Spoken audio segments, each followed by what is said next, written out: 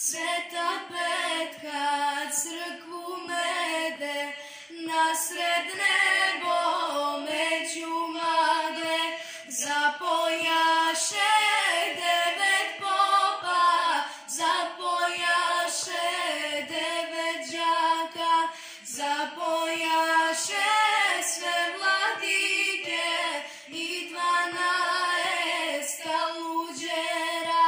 To čulo ga Božja majka, pa je tio govorila: stani goro, stani vodo, da slušamo kako poju.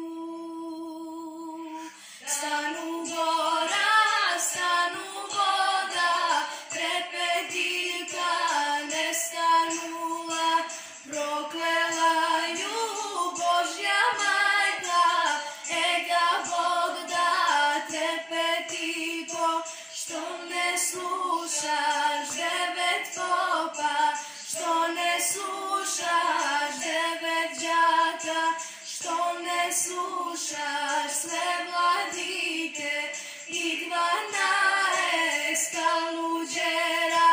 Svako drvo cvet da cveta, cvet da cveta, rod da rodi, trepetiljka da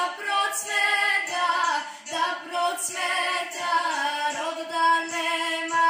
Svako drvo cvet zavdelo, cvet